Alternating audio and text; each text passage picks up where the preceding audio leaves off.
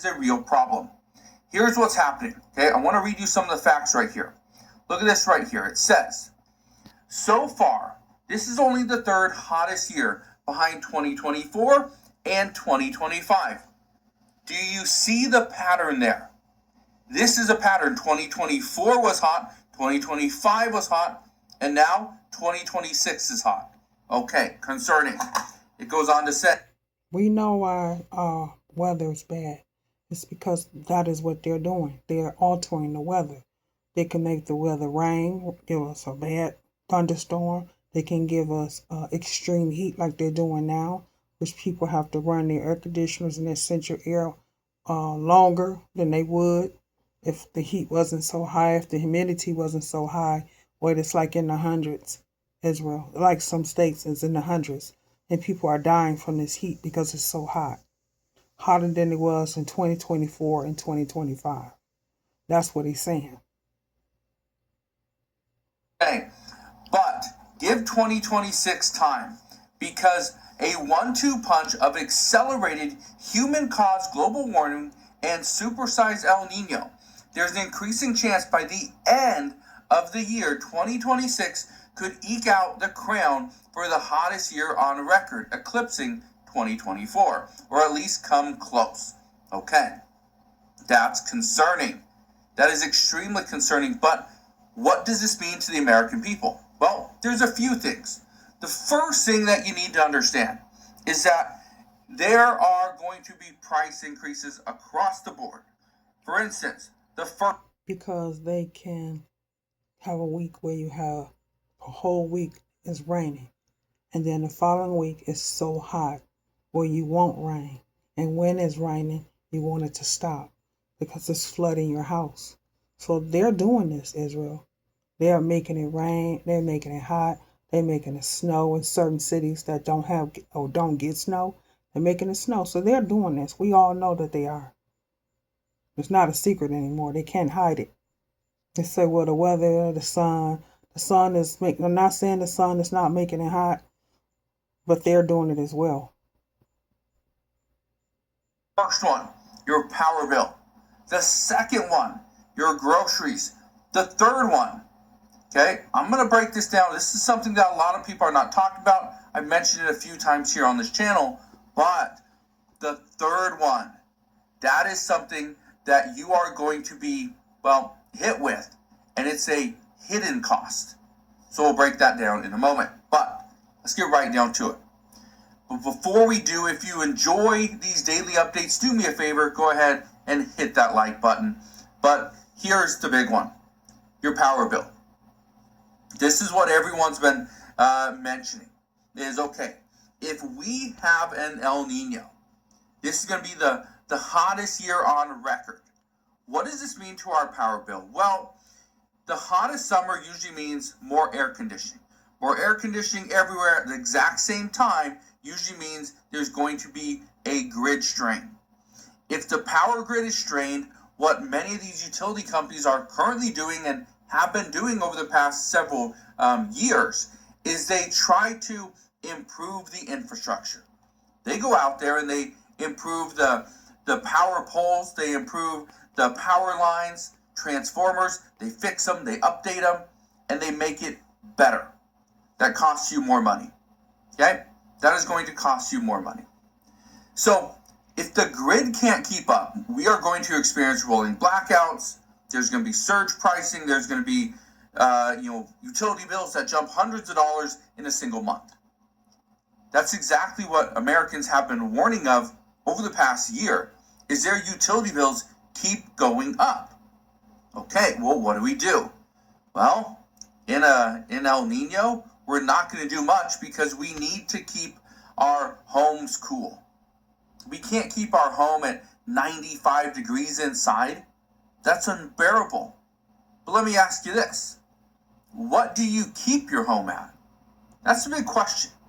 For me personally, I like to keep it about 68 degrees. Okay, 68 degrees in the summertime, and I like to keep it at 69 degrees in the wintertime. That's what I like. But let me know what you like down below. Now, we know utility bills are going to go up. But here's the second one, groceries. Listen to this. Extreme heat is going to cause stress on crops.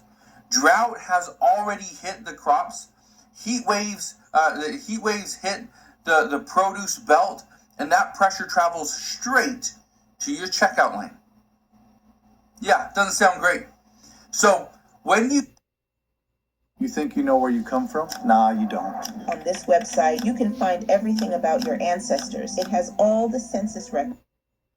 you see egg prices, dairy prices, fresh produce, meat, when those prices all start climbing at once, okay, heat stress is often part of the reason.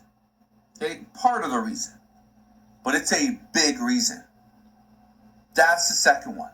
Keep in mind that for the average household, the number one expense they have as a household is their home, their rent, their mortgage, their shelter. That's number one. Number two, for millions of Americans, and unfortunately, is their car. It's their car payment, their insurance, their maintenance, the gas, everything. Okay? The third one is groceries, the food costs. That's a concern. But here's number three. And this is the big one that nobody is really talking about. And I mentioned it multiple times here on this channel. That is insurance.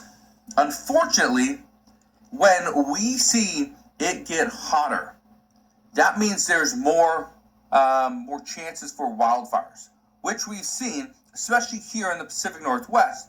And a lot of the country is seeing smoke. Why are they seeing smoke? It's because of all the fires that we are currently experiencing. We are currently also in a drought.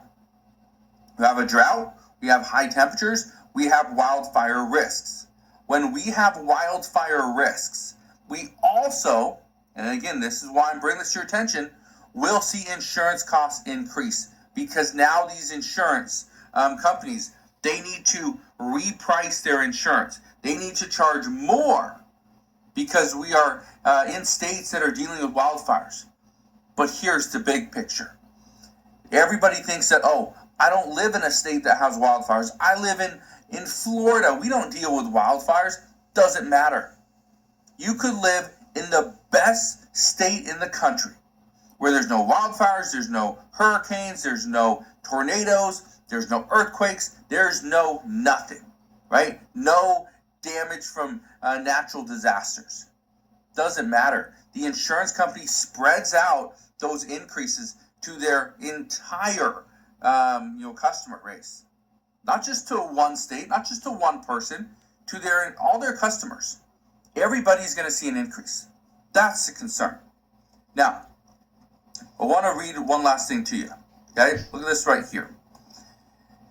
This is from Hosfather. He's a scientist. It says Hosfather calculated there's a 35% chance that 2026 will pass 2024 as the hottest year on record. But Hosfather keeps increasing those odds nearly every month, up from only 7% in March. So as we get closer to the end of the summer, his calculation is increasing. The odds are increasing. That's a concern. Now, I want to leave you with one last thing here. Okay? Let me read this to you. The bottom line here is that hot weather isn't technically the story. This is the issue. But now we have to find a solution, because we are going to see increases for our electricity.